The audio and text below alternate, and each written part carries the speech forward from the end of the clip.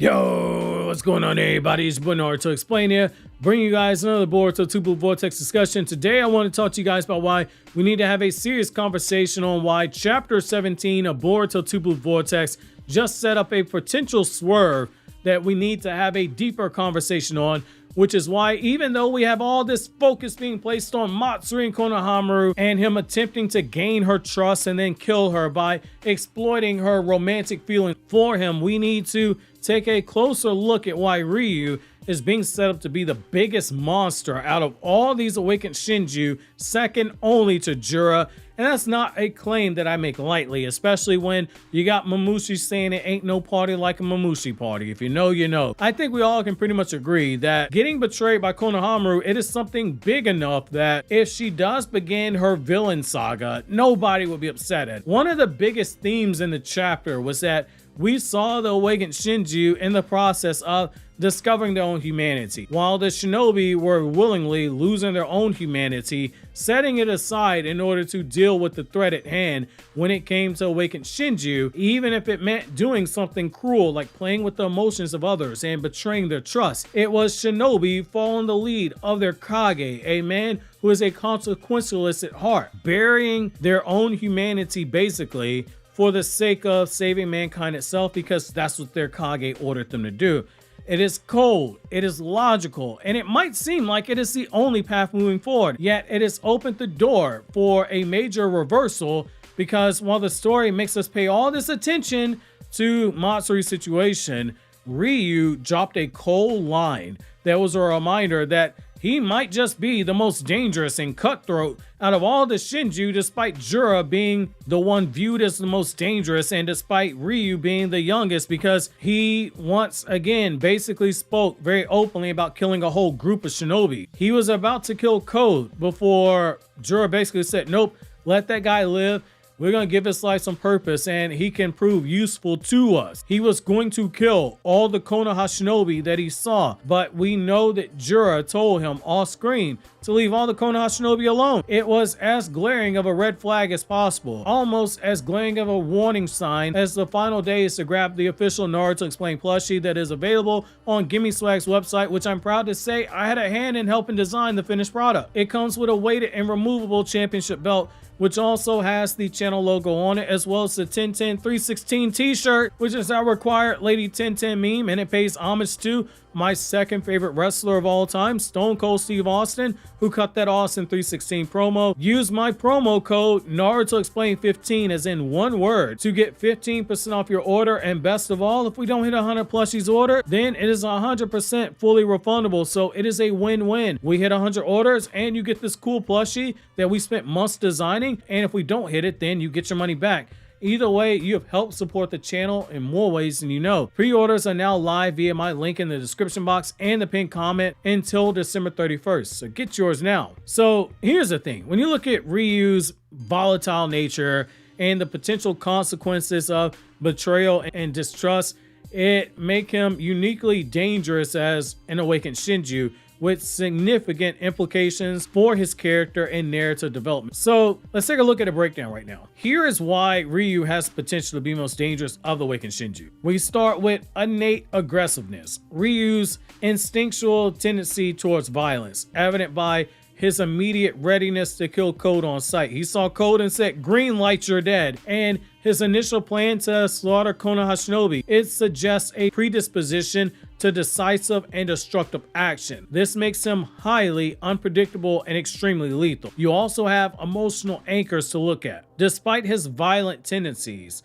Ryu's deference to Jura and Matsuri, it implies a capacity to loyalty and restraint. However, this fragile allegiance makes a betrayal a particularly potent trigger for unrestrained wrath. You also have the ability for a quick adaptation. So his ability to suppress his violent urges in favor of following Jura and Matsuri it indicates a learning capacity. Should he learn betrayal through Sarada and Mitsuki's actions because they have moved away from Matsuri, his development, it might steer towards channeling that adaptation skill into a calculated, vengeful destruction. This makes us have to now look at the impact of betrayal on Ryu's character. So it's going to lead to a intensification of distrust. So betrayal by Sarada and Mitsuki, Konoha shinobi who he chose not to harm, who he chose to trust.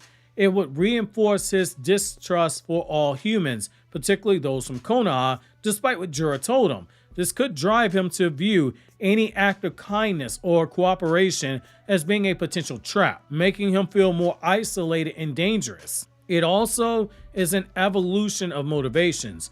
Betrayal, it would deepen his hatred and mistrust, driving him to seek vengeance not out of survival, but out as a new core purpose.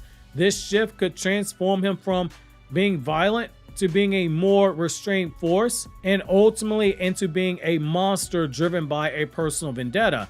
And that also leads to paranoia and emotional complexity for a very dangerous character. Experiencing betrayal for the first time, as Shikamaru tells Konohamaru, they're experiencing a lot of emotions as awakened Shinju. He calls them wild beast cubs for a reason. Experiencing betrayal for the first time could introduce new destabilizing emotions such as grief, paranoia, and rage, making him erratic and also even more dangerously cunning in his responses. It also fits into the theme of what we've seen so far, which is this tendency of mankind to create monsters that they fear. Man fears what it doesn't understand, it hates what it can't conquer, and in the end, mankind ends up making a monster.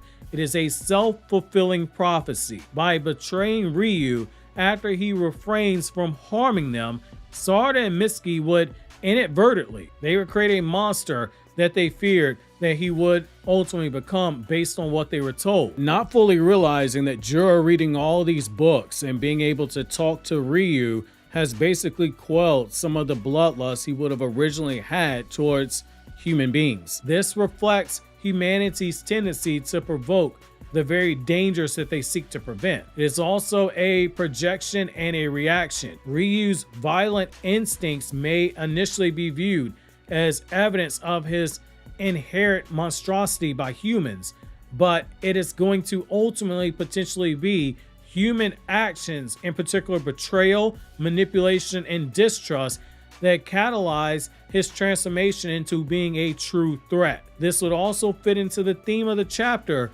Shinobi are losing their humanity because of what they deem to be correct and true, versus awakened Shinju are finding their humanity by pursuing their own paths and experiencing human emotions for the first time. Love for Matsuri and betrayal for Matsuri and Ryu. One's going to learn the betrayal that comes from love, and the other is going to learn betrayal that comes from letting their guard down to trust people he was naturally suspicious of. There was always going to be a risk to this, which is why Kashin Koji won't give Boruto an actual percentage on the chances of victory, and it's a miscalculation, or rather a potential miscalculation by Kashin Koji and Shikamaru, because they are overlooking one key thing, which is the concept of nature versus nurture, and how their actions are indirectly nurturing the hate inside of Ryu by this pending betrayal that they are planning. So let's go even deeper into the whole nature versus nurture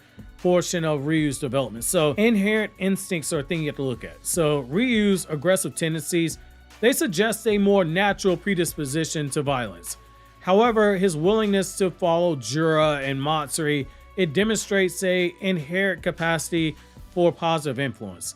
You also have to look at how people are shaped by experience. So Ryu's moral trajectory, it is going to be defined by his interactions with the others. Positive influences, depending on your view of positive, it could be Jura and Matsuri. They could guide him towards restraint.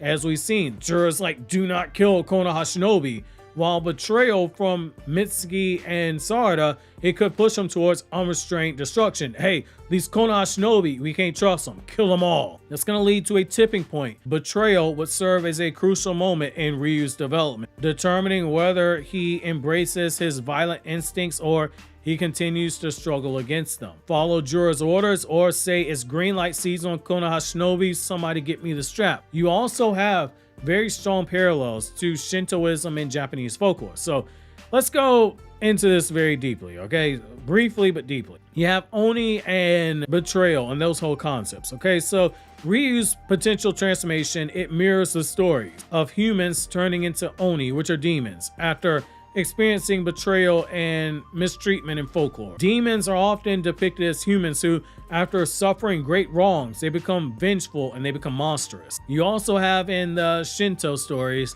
you have the story of Susanoo and trust. So the storm god Susanoo was initially a violent figure in Shinto lore, but he could also at times demonstrate loyalty when shown respect. Betrayals and mistrust in the form of Ryu, it could mirror Susanoo's destructive outbursts when he is dishonored. The way he is willingly going along with the Konoha shinobi now, that is a sign of the loyalty aspect, because there's a certain respect that has been shown to Jura, and there's been perceived respect shown by the Konoha shinobi because he does not see they're trying to betray him just yet. Going even further into Japanese folklore, you have nature spirits, which are kami. So in Japanese folklore, you have spirits that often mirror the treatment that they receive. Benevolent kami, they can become wrathful and vengeful if they're disrespected or betrayed, similar to how Ryu's response to betrayal might reflect in his treatment to the others. Namely, he might see Yodo and beat the brakes off of her. He might see Sarada, beat the brakes off of her. He might see Mitsuki and shove a snake up his ass. Anything can happen. You have the increased difficulty in defeating Ryu that's going to come as a result of this. Emotional growth, it can be used as a weapon. Betrayal, it would introduce new emotional depths, fueling a very focused rage, dangerous rage, that is granting him an unparalleled drive for vengeance. Those emotions would make him unpredictable and harder to outmaneuver. It's an adaptation of new threats. Betrayal would likely lead to him sharpening Ryu's strategic instincts and his perceptions, which are already super high because he caught code slipping. It would teach him to anticipate deception and to start thinking in advance to outwit his enemies. Again, wild beast cubs are what Shikamaru called them. Cubs eventually grow into full-blown bears. This makes him not just look physically powerful, but also intellectually formidable. What makes Jura so damn dangerous? He is an intellectual beast. If Ryu starts developing at that level, you have a problem. The lack of trust as a shield is another issue. So having experienced betrayal, Ryu will become resistant to manipulation. He would be unlikely to form new alliances. He would double down on just trusting the awakened Shinju, making him more isolated, but a very focused adversary. At that point, the only thing you can do is kill him. In conclusion, Ryu's transformation, due to the physical betrayals that are going to be coming, is going to highlight the interplay between nature versus nurture, showing how his path, it is shaped by human actions. The narrative parallels to Shinto folklore, where betrayal leads to monstrous vengeance. It enriches his character arc. By experiencing betrayal for the first time, Ryu evolves into a harder to defeat adversary, embodying the monstrous potential humanity fears and often unwillingly creates. This makes him not only a very powerful enemy, but also, based on how the story is shaping up right now, a tragic figure whose descent into darkness is going to reflect the consequences of mistrust and manipulation, and it's by extension going to make him a very powerful asset to Jura, which to see why Jura by himself is so damn dangerous in terms of how his character is written, you really want to click here to check out the Jura video essay. And if you've not seen the Boruto chapter review, you should strongly consider clicking here to watch the Boruto chapter review.